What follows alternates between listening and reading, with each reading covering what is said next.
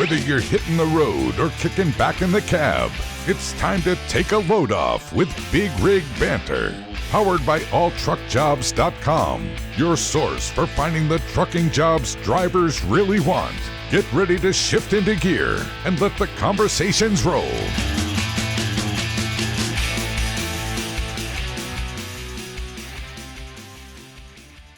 Hello and welcome to the latest episode of Big Rig Banter, a trucking podcast designed to educate, inspire, and support truck drivers.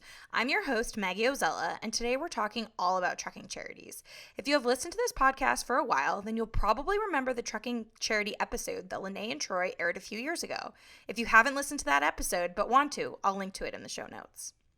Today we're highlighting another amazing trucking charity called Truckers Christmas Group. I had the pleasure of interviewing Tom Kirk, the Director of Public Relations for Truckers Christmas Group, and it was an absolute blast. Tom is fun and energetic, and I can see why he's the Director of Public Relations. But it's not just that. Tom is also very passionate about his trucking charity, and by the end of this episode, you will be too. Before we jump into the interview, I want to mention that this podcast is longer than our typical episodes. But Tom and I had such a good conversation that I highly recommend listening to the whole episode to learn how you can help out this year and in the future. Let's dive in. Hey everyone, this is Maggie Ozella, and I have Tom on the show today. Tom, can you tell me a little bit about yourself and the Trucker Christmas Group? Sure, not a problem, Maggie. First of all, let me thank you so much for having us on Big Rig Banter today. It's great to be here and with your audience. I've been an over-road truck driver now for just a little over 15 years, about 13 and a half with a major reefer company out of the Dallas area, who shall remain nameless, or who shall not be named, if you prefer. A lot of people look at me and goes, "How did you survive there that long?" And I go, "Some days I wonder." But I've switched to another company now where we do a lot of specialty as a team freight company. It's the type of job that I like, because I get to work for basically twice the money for half the work that I used to do. So, hey, can't complain about that at all, but it's kind of one of those things out there. You know, if you're not happy with what you're doing, look around. There's got to be something better out there, even if it takes you a little while to find it, as was my case.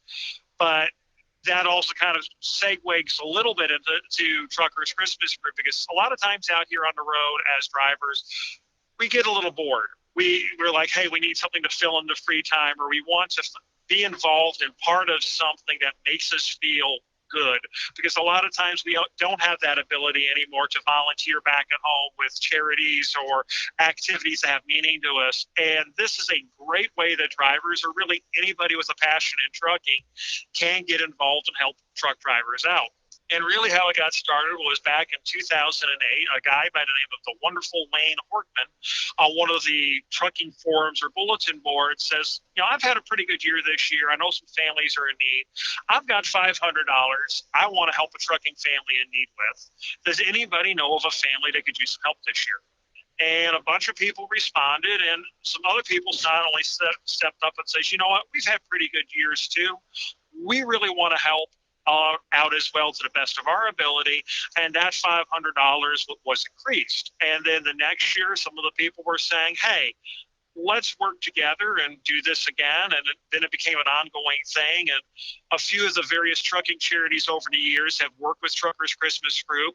And I believe it was 2014 or 15, Truckers Christmas Group struck out on their own and became their own registered 501c3 nonprofit. So the great thing is any money that you do donate to us is fully tax deductible. And what we basically do is we get the word out around this time of year. We're kind of unusual compared to most of the trucking charities. We only really work about 2 months of the year. Oh, okay. We start at most of those charities, they're raising funds and doing their activities throughout the year.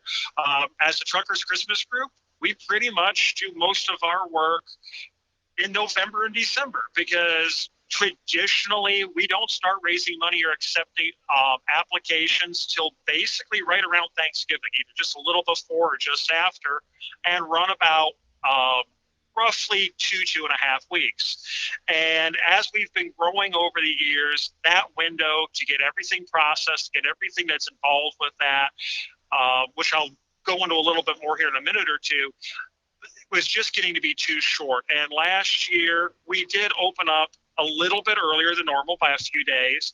And we set records that year. We had, I think it was close to 40 some applications. We were able to help, I believe it was 29 families that fully qualified. And pretty much all of our volunteers are truck drivers or parts of trucking families. And the core staff, the board of directors, the people who do 99% of the day-to-day work, we all run this from our trucks. We're all truck drivers. This is all volunteer. So in January of last year, we had a board meeting.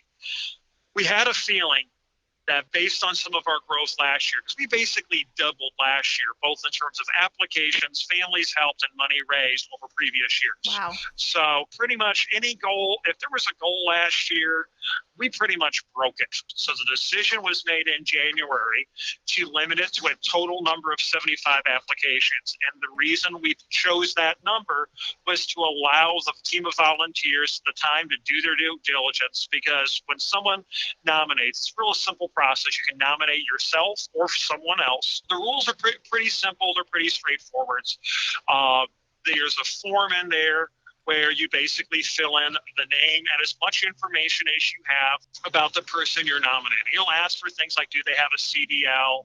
How many people are in the family? What's the CDL number? A few things like that. If you're nominating someone and don't have all that information, that's fine. That can be gathered later on by us in the process. But the more information you can give us, the quicker and easier it is for everybody involved. So you just fill out that form, click submit, and it will come to our ELF team, and we'll go ahead and start basically vetting it. And if you're nominating someone else, you have the choice to remain anonymous. And we're also going to get a call from some of our elves and just have a casual conversation with you, sort of like you and I are having now, Sure. where you can just tell us a little bit about the person, what you know of the situation, and why you think they are deserving. And then we will call that family and have a discussion with them and basically say, hey, you've been nominated. Would like to get a little information from you with your consent. And as long as they agree to that, we ask them, basically to share their story. And it's up to them to reveal what they want to. Then what we do is a little later on, the elves go back and read the notes we've taken. And then every family gets ranked by each elf. Once everybody has anonymously voted, we go and add all the scores up. If we, for some reason, have more families than we have money, we start at the top and work our way down the list until we basically run out of funds. One of the other things to disclose is once you do become a volunteer of TCGO, you yourself are ineligible for assistance.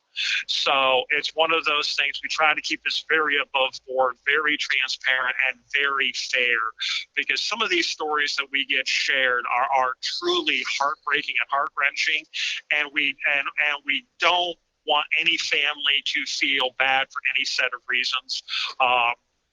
And some years, like I said, it comes very close as to various issues as to why a family may or may not be approved.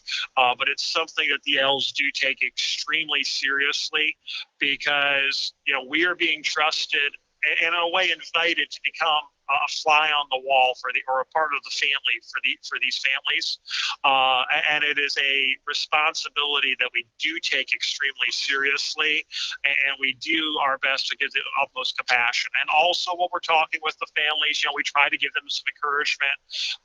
In some cases, maybe point them in a direction towards other services that may be applicable to them.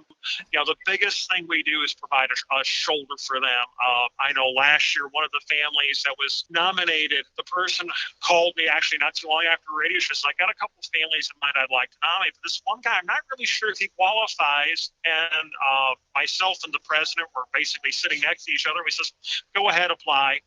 Worst case scenario, they don't qualify. That's our job to decide, not yours. And after we had this conversation with the family, we're kind of saying, this individual who nominated this person wasn't sure if they qualified.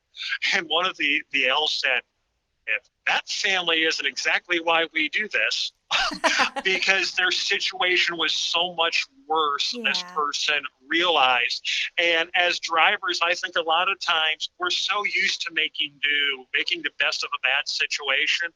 we have a tendency to minimize how bad it is because the guy keeps saying, "Oh, I'm not that bad." It's like, dude, you're exactly why we do this. And that's one of the things that really surprises me is we'll get families that truly are in need that says, well, if you find a family that's more deserving, if you find a family that has kids, please make sure they get helped above us. And we get this multiple times every year. We even have, as in the case of last year, a couple families that were nominated who would have clearly qualified who didn't even want assistance because they felt it would take away from someone else. Oh my gosh. So they didn't even want to be Wow. considered. So that tells you about the character and the hearts of some of these drivers. They're so used to putting everybody else first, they a lot of times forget that they need to be taken care of too. And that's a little bit of what we can do. And the last thing that really kind of differentiates our charity from the other charities that are out there is every family that we help will get, if we're able to help them, we'll get a minimum of $500. Wow. Some years, if we have a little bit more money, they might get a small amount more. But the reason why we selected $500, we wanted it to be an amount that could have an impact on that family. Yeah. Because, there's some groups that do 50 or 100 or things like that. But we realized how much they were struggling, and we wanted, instead of helping a lot of people with a little, we want to be able to have a very meaningful impact on that family's life. And sometimes it might not seem like a lot, but $500 can be that light of hope or that ray of hope that you need to get you through a tough time, whether it's by paying bills, because some families are faced with saying, do I pay the electric bill or do I buy a couple small inexpensive toys for my kids? So it's one of these things is it gives the families a choice. And because it is non-restricted, they can use how they see fit. And most of the families report back to us, they may have bought a couple presents for the kids or got some food so they could have a decent dinner. But more often than not, it goes to pay bills and just give them that little bit of extra breathing space that they do need. That is a big thing about this. This last year, I've really seen this. The last couple of years, drivers really step up to help local communities in times of need, whether it's raising money through convoys for Special Olympics, various cancer associations, Make-A-Wish, whatever it is, truck shows that raise money for various charities, drivers donating their time to respond to hurricanes or other natural disasters or their trucks, in some cases part of their livelihood, because they're not making any money hauling that load however many hundreds or thousands of miles. Right. So they're donating that. How many times drivers you hear about being the first to respond on the scene of an accident, providing first aid or comforting somebody in their final moments on Earth. And we're there, but when something happens to a truck driver, who helps us? Right. And we've had a bunch of great trucking-focused charities that do that. But this is something where we can kind of step forward as a community and really just give back a little bit and hopefully make people, think, hey, truck drivers are a part of this. And we're trying to reach out to not just the trucking community, but well beyond that to go, hey, truckers give back so much. Just take a few minutes to give to a trucking charity. See if you can help, whether it's through volunteering, financial contribution, even just spreading their posts and their message is a great way to help some of these charities out there. And, sharing the posts, liking things, commenting on them. Commenting actually is one of the huge things that we've discovered over the last year. The more comments you get on a post, not just likes, but the more comments you get on the post, the better it does in these algorithms. So that's a very simple way that you can help a charity just by making a thanks for what you do, or great job, guys, or this is a great group. Even a simple comment like that or a more detailed comment makes a huge difference in helping the charities get their words out. Yeah. So that kind of, you were talking a little bit about the volunteers that you have. How do people get involved with this charity? What can they do? Well, there's a few different things. Let's start off with number one with volunteering. And one of the simplest ways that anyone can volunteer is just to like and share our posts. I mean, that's the simplest way that anybody, whether they're an individual or business, that can help out is just by doing that. We also have several other volunteers. We have teams of volunteers that work throughout the year to raise donations, help behind the scenes on social media, a bunch of stuff like that. It is maybe a little bit, I don't want to say more time consuming, because, if the social media team, if we plan everything right, we work really hard for a few days here and there, but we can get 99% of our work done in advance for the year, that we kind of can sit back and relax when things go smoothly, and when you don't have something like COVID come along, which kind of destroys all of your plans. Yes. But we have, people who help with that kind of stuff behind the scenes. But probably, I don't want to say they're more important than anybody else, but one of the most important teams we have is what we call our vetting elves. Mm-hmm. And what the vetting elves basically do is they make as many phone calls as possible.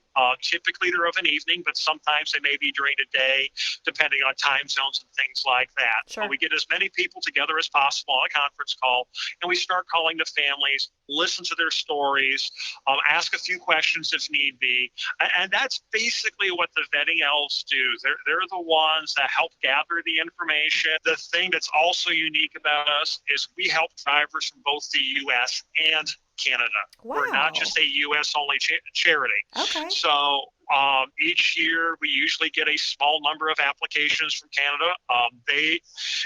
That's one of the areas that we are hoping to start getting more and more applications and help to, shall we say. Mm-hmm. But each year we usually have at least 1 to 2 families from Canada, if not more, that we're able to help.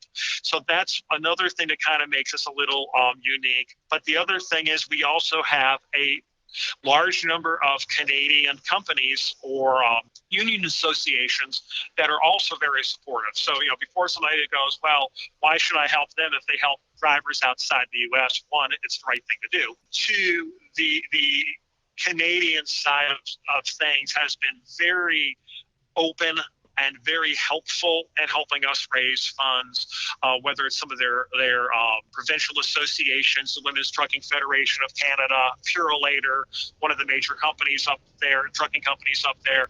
They've all been very supportive of our efforts. It's really works out great for us because it does show that the brotherhood of trucking is not just restricted to the United States. It goes into Canada as well. It's really an international brotherhood with people helping each other as the best they can.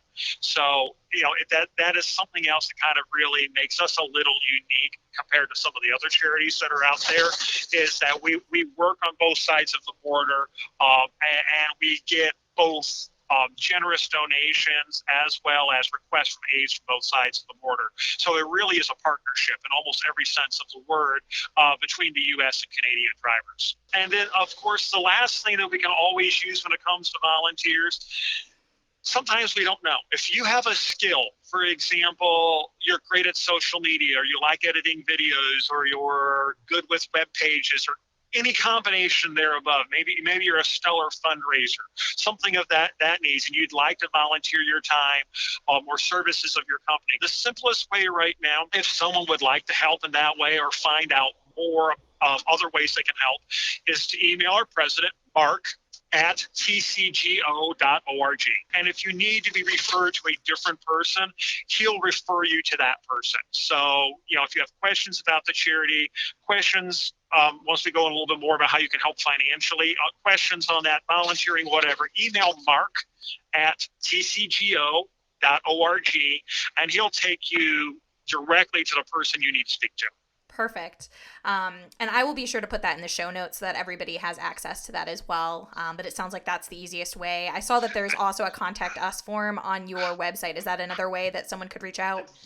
They can definitely do that as well. There's also, I think, 1 or 2 phone numbers on there that you can reach out to. One's for the main office, and I believe we have the new PR number up there as well, which gets to me, and that's more for the media and the promotional sides of things. But once again, I have people calling me for different purposes, and we'll actually get to one of those stories here in a minute. That's actually, I think, kind of important. But those are numbers that people can reach out to us and do that. So if somebody would rather call, they can do that. If they'd rather use the contact form, they can do that. Or if they want to email Mark directly, that's another great way to do it. So it really comes down to those, we try to keep things as simple. And for those people who are really old-fashioned, if you look on the Contact Us page, there's even a mailing address you can send to. Hey, there you go. So, and that's, and that actually kind of brings up, I'm going to segue real quick here into donations. Donations obviously are the heart and soul of our organization. Without financial donations, we can't do what we do. So if somebody, and we had quite a few checks come in last year. If you prefer to write a check, you can do that. The mailing address is on the website. And if you would also mind putting that in the show notes. Absolutely. As well. That is a great way that you can help us out. We have a link to a secure donation site. So if you would prefer to donate through PayPal, credit card, or a couple of other methods, you can do that on our website through a secure transaction. And that money comes directly to us here at TCGO. We also have an online store. Some of our corporate partners would do help financially with donations, but they also donate products that we can sell in our store. And if you go and to the TCGO website, truckerschristmasgroup.org, or if you prefer, tcgo.org, click on the store. It'll open up an online shop we have on there, and you'll find almost everything in there, ranging from CDs from Leon Everett to musicians like Ken Freeman, Paul Mahofer, Bill Weaver, who are all truck drivers. We've got handmade crafts in there, and things are always changing. So just because I say it's in here today, keep in mind this is about 2 weeks before it. Yes. There is a chance that something may not be in there. If you hear me singing now, there's a chance it might not be in the store. But we have hand-painted china by an artist that is being donated, everything from small Christmas ornaments to more expensive pieces that are either wall art or jewelry boxes, etc. We have all other different kinds of handcrafted items on there. Some years we have quilts, handcrafted jewelry bags. You really never know. We got the things you need for your truck. Things like the trucker stick. Shane over at Trucker Stick has been a great supporter of us. That's a great little gizmo to get for a truck driver, newer experience that helps you clean your mirrors. I believe we're also the only organization that's working with Shane right now that's also selling his vacuum cleaner as well as his blow gun for cleaning out the truck. So I think we have if Trucker Stick sells, I won't say we have every product he sells, but we have most of the products that he sells in our store, and we get a portion of that on each sale. Shane's been, like I said, a huge supporter of that for us, and we really thank the guys over there at Trucker Stick. Back Shield, actually I use it now, so for other else does it. It's basically helps you sit up better in your seat. If you click on that one's a little bit different because it does take you to an outside site where you put in a discount code, TCGO10. But if you suffer from back problems on the road and your doctor has suggested that you get something that basically helps support the back, keeps you sitting up straighter, for a lumbar support, this is probably one of the better things out there. Like a number of the L's have used it and swear by it.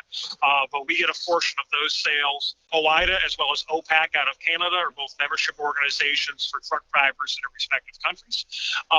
But they donate memberships each year, so if we get the proceeds of and are very helpful in spreading out the word of what we do.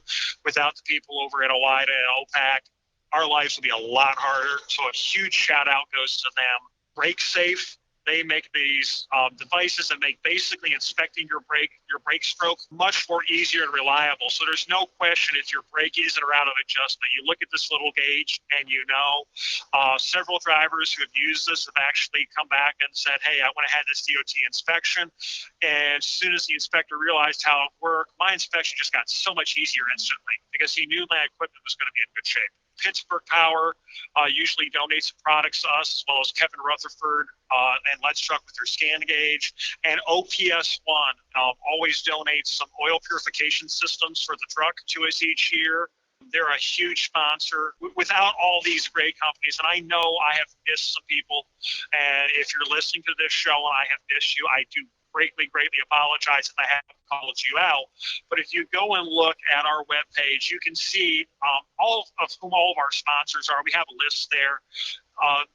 And people that donate $500 or more, whether it's in cash or product, will become what we call a gold sponsor.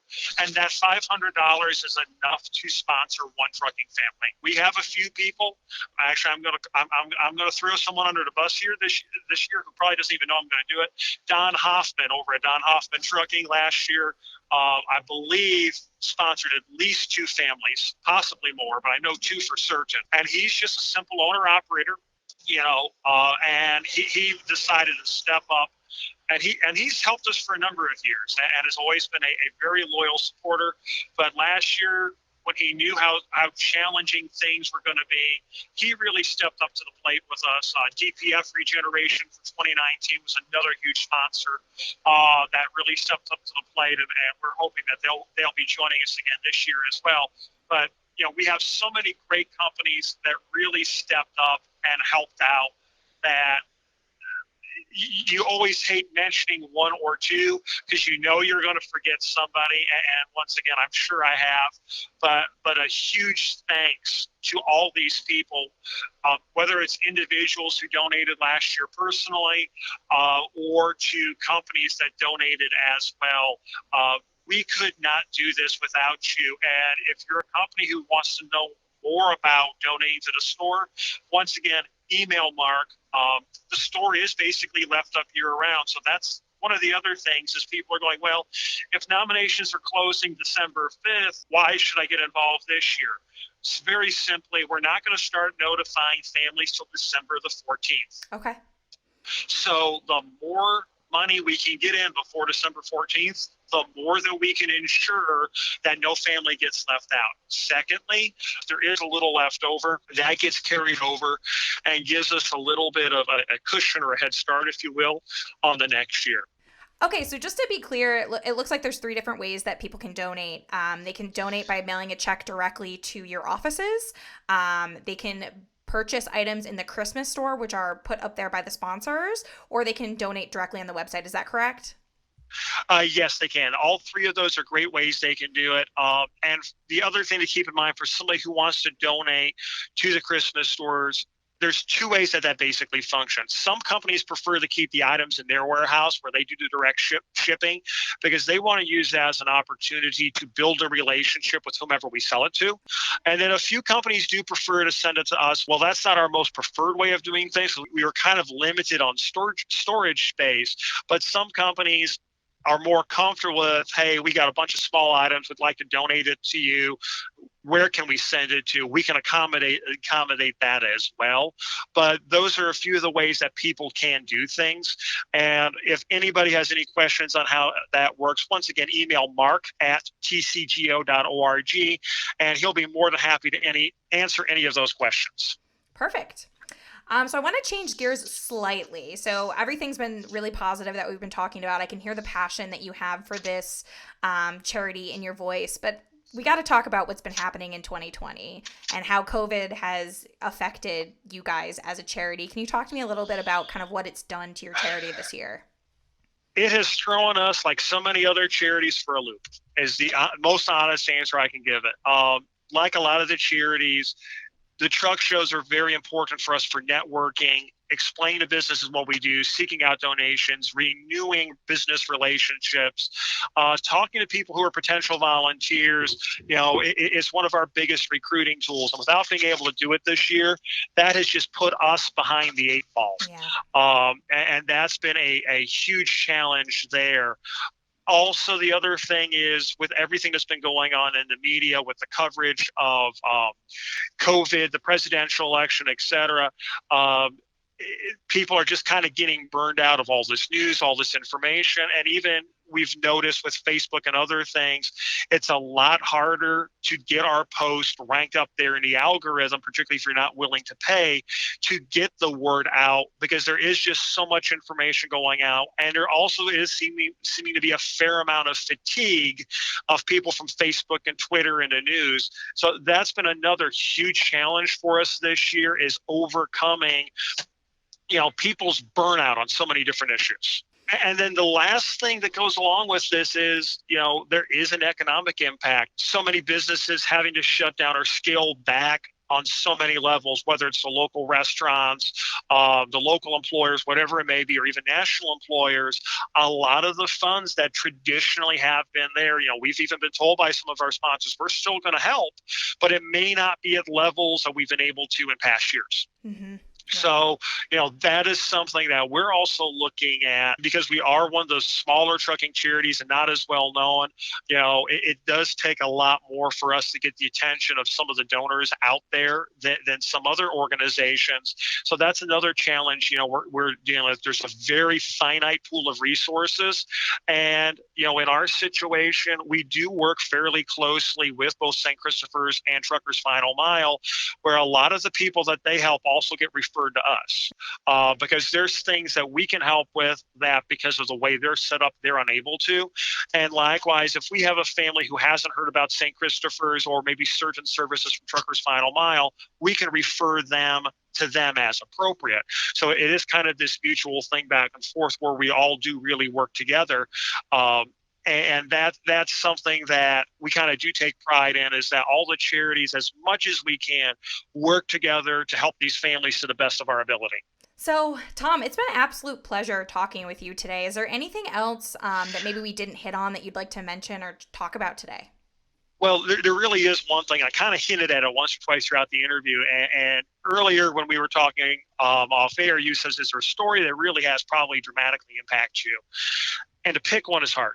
But this one is probably the one that really impacted me the most from last year personally. And last year was a Lulu. Of the families we were able to help, well over 2/3 had some of the most. Almost every volunteer had to take a break from the phone calls at one point last year, at least for a few minutes. Mm-hmm. One of our volunteers who used to work in the police department as an investigator, he says, I don't know how, guys, you've heard this. I'm hearing stories here that even after years of being a police investigator, is just breaking me up. And this is a guy who has also served in the military, driven truck for a number of years. And he's just like, I don't know how you guys do this year in and year out. And of course, he's trying to help again to the best of his ability this year. But we had 3 different families that when we talked to them, we knew the health situation of the driver was bleak. To put it mildly. And unfortunately, all 3 of them passed not too long after Christmas, right around the first month, give or take a little bit of the year, from complications due to their health conditions. And one of the families reached out to me a couple weeks ago to see if there was a way they could give back. And we talked for quite a little bit. And one of the things that I shared with them is, we had 3 families in a similar situation to yours. And to me, it was an honor to be able to help you people, because we realized when we heard what the health conditions were, things were not looking good for your loved one, unfortunately. And this was just a way that, number one, we felt we could recognize all they've done for the trucking industry and given to the trucking industry. This was kind of a small way we could give back. Their gold watch for retirement, if you will. Yeah. Most of these individuals were tremendous at volunteering in their local communities, helping out with trucking charities, literally would give you the shirt off their back. And here's a family calling to want to know how they could give back after helping. And that's really one of the things that is kind of unique about us. A lot of our volunteers are former recipients or have nominated people. I've nominated a couple people in the past, and that's kind of how it got me brought in there. But the thing that they said is, you don't know how happy you made our driver, because he was basically, with his health condition, was an owner-operator that ended up pretty much losing everything. Even though he had no direct kids, he had nieces and nephews, and was just kind of wondering, how am I going to make this family this Christmas special? Even though he said he was a fighter and was planning on helping us volunteer this year and a whole bunch of other things, on some level, he understood that could be his last Christmas. And I guess one of the things he was saying quietly is, how can I make this special for my family so it isn't as sad as it could be? So there are some happy memories. So for all 3 families, we were able to do something for them that gave them the opportunity, if they so choose, to create a happy memory, to create a lasting positive memory, so that their family isn't left thinking of Christmas as a time of doom and gloom, for lack of a better term. So though, if anybody asks, why do you do Truckers Christmas Group? That's why I do it. I do it for these kinds of families who are going through an extremely traumatic time, and just that little bit of kindness could be the difference between them having a good and a bad year. That's incredible. That's absolutely incredible. And like I said earlier, I can just hear the passion in your voice that you have for this charity, and it really is truly amazing. Thank you so much for all you do for this charity. It really is a privilege and an honor to be with these group of people. We may have our disagreements at times, but we all share. And one of the reasons why we do disagree is because we share a passion for helping out these drivers and their families. One of the biggest takeaways that we get is most of these families are doing it not because they're trying to get a handout, but they've fallen on, they've had multiple hard times, either multiple health conditions, or, the one family had, I think it was a truck breakdown, then their house got flooded, and then they had health issues on top of that all in the same year. So, and these are people normally who'd be giving to the trucking community, but this is some of the stuff that we go through and deal with. And, we do cry a lot. As a committee, we go through our packs of tissues. But the thing is, at the end of the day, when you can call the family and say, hey, we'd like to tell you, you're one of the families we're going to be able to help this year. The tears of joy that you hear, shock, for lack of a better term, in some cases, at being able to be helped, because a lot of the families think it won't be us, whether they have kids or not. Just hearing the joy, a lot of times, we'll have to conference call in like the husband and the wife or another family member they want to hear to give them the news, and just the happiness and the tears going, we didn't know how we're going to do this. Thank you so much. So that for us is why we do it. We don't do it for personal gratitude in the sense that we're looking for recognition or anything of that nature. We do it because it's the right thing to do to help drivers in need, because a lot of us have been through difficult times in our past or our trucking history where we've had somebody give us that kind word or that kind action to help us get through that rough time. And we understand how important that is. And this is our way to give back. Yeah, I can imagine it being amazing being on those calls where you get to tell a family that, you're helping them out this year. I can imagine tears on both sides of that phone call. It really is. And once again, Maggie, I'd like to thank you for your time and patience. Let me share the story, and to your audience for listening to this. I know it may be longer than some of the episodes, but this really does mean a lot to us this year with great shows like yourself stepping up. This has been truly helpful. And once again, if somebody's listening to this and going, well, hey, it's December 3rd or December 4th, you still got time to go ahead and submit an application by December 5th. And once again, if you're even hearing this a little after, your donation matters, because if you donate, like I said, right up until around December 14th, you'll go to help families this year. And even if you decide to donate afterwards, you'll go to help families for next year. Absolutely. And thank you so much again, Tom, for being on this show today. It's been an absolute pleasure. Thank you so much, Maggie. It's great to be here. And a big thanks again to Tom for coming on the show today and telling us all about Truckers Christmas Group. If you're interested in volunteering or donating to this great charity, I've listed all the information you need to know in the show notes. I also want to point out that while many volunteers for Truckers Christmas Group are truck drivers or family members of truck drivers, you do not need to be a truck driver to get involved. In fact, I'm the director of marketing for Big Rig Banter, and I was so inspired by my conversation with Tom that I plan to volunteer this year. I also want to point out that since recording this interview, a few notable things have happened with Truckers Christmas Group. One of those things is that they have received several new products to their store, and more are coming in. So it's definitely not too late for companies to donate products or for truckers to purchase items. Another exciting happening is that Matthew Kane of rightload.com has issued a challenge. If Truckers Christmas Group can raise $20,000 by Friday, December 4th at 5 p.m., his wife will shave off his hair on Facebook Live. Isn't that going to be a sight? He is encouraging other executives and influencers to start their own challenges to help Truckers Christmas Group beat their $20,000 goal. For more information on these updates and more, be sure to check out the show notes. Lastly, don't forget that nominations are still accepted this year until Saturday, December 5th. 2020 has been a tough year for everyone, but you can help spread some Christmas cheer this year by volunteering, donating, or even just sharing social media posts for Truckers Christmas Group or any other charity. Let's help end 2020 on a positive note. Thanks for listening, and until next time, keep on trucking. Thanks for tuning in to another edition of Big Rig Banter. For your next job, check out alltruckjobs.com, the premier online source for finding the best driver jobs in the country. Browse hundreds of positions by freight or driver type to get back on the road with confidence. Click subscribe to keep the conversations coming. Until next time on Big Rig Banter.